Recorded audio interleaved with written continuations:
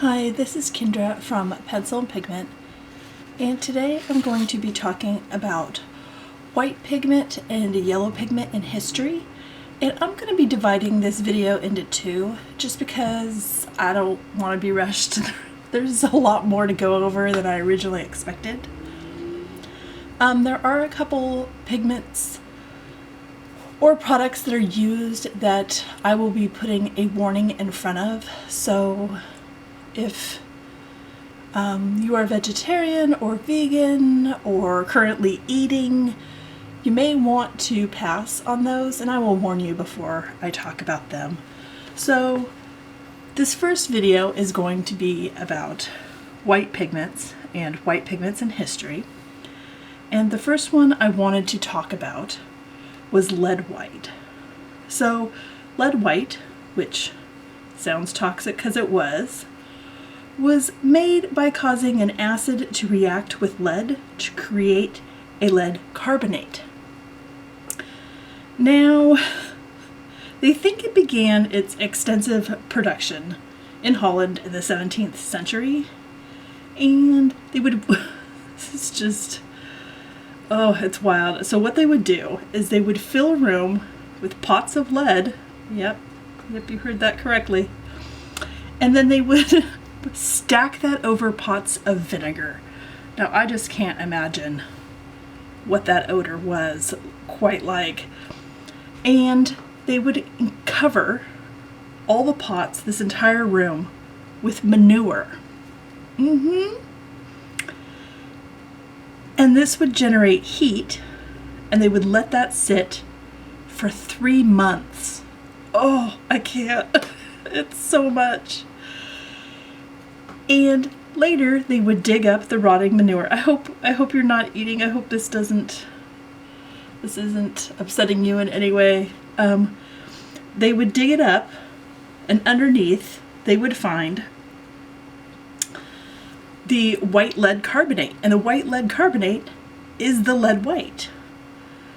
So the toxicity was talked about long before this process ever came about into mass production, and they have records of it as far back as ancient Rome of people saying, hey, this is toxic and problematic, but please don't use this. And folks still did. People put this on their face in parts of history, men and women. It was widely used and accepted in makeup. In fact, they think there are still makeup manufacturers that put lead white in their lipstick today. So please be very careful and know the ingredients of the makeup and lipstick you use, because it affects your nervous system, your digestive, reproductive, cardiovascular, your immune system. It's not good for you. And this wasn't actually banned until 1970. So it took a while for this to come out of practice, out of use, because it was just, they loved how pure white it was. So that leads us to zinc oxide, which you may or may not have in your sunblock. And this was used for medical purposes, predating 500 BC.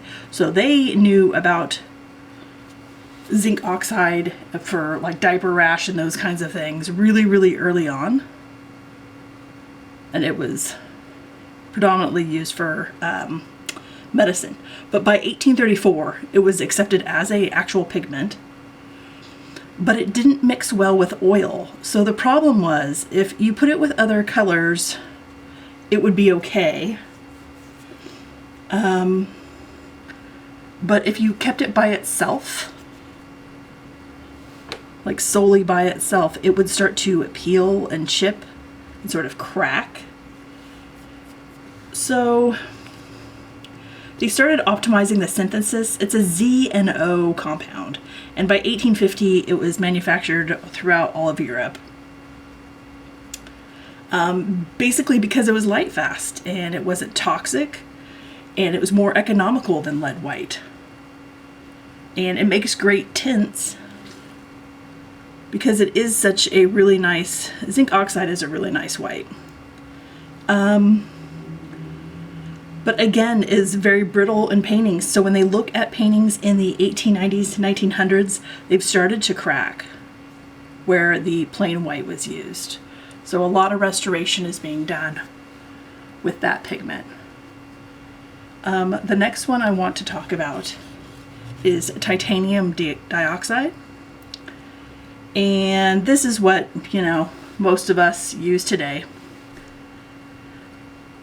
And it's which ironic, so this is one of the most abundant elements in Earth, but it actually wasn't discovered until the end of the 18th century. So, oops. And there's actually two different types, and they became popular. The two different types were used in different parts of the world, and it wasn't till after World War II that we began using both types, and it's more permanent and safer than lead white. Obviously, I think most things are more safer than lead white at this point, but it does have a slight warmth to it, a little bit of yellow, and so people really miss the lead white because it was such a pure white. So because of its huge history and the years and things, they can trace this one specifically. When they go to date paintings, this is one of the pigments they specifically look at. Does it have titanium dioxide? If it does, then this painting is no later than this year. Like, they're very specific with titanium dioxide. In fact, there is an author, his name is Peter Carey, and he wrote a book called Theft. And it talks about the history of titanium dioxide when looking at forgeries and stuff, if you're interested in that book. The last one I wanted to talk about, it's not a pigment per se, but it is used in the art, in many different arts, in the art fields. And this, I'm going to give a trigger warning because this deals with bones. If that is upsetting to you, please log off. It was wonderful having you here. I will see you for the next video. For those of you deciding to stay, this product is called bone ash. Now, again, it's not a pigment, but it's used for mixing into your pigments. You can put this in your tempera paint, you can put this in your oil, you could put it in your chalk or gesso grounds, and it increases absorbency and adds texture. Now, why am I talking about it like you can still buy it? Because you can still buy it. So, ceramicists, ceramic shops, for creating bone china and porcelain, this product is still used. For folks that do silver point drawing, if you're not aware what silver point drawing is, Leonardo da Vinci was really big on this, and basically it's using a bit of actual silver and scratching onto a paper that has been sort of prepped and doing a drawing where this silver from the wire or whatever tool you're using creates the drawing. And the drawing paper that has been prepped with this ground uses bone ash. So artists still buy this, they still use this, ceramicists still buy and use this product. In the 21st century, there became a new variant called Islamic bone ash, and this is made from animals that are halal. They've been blessed.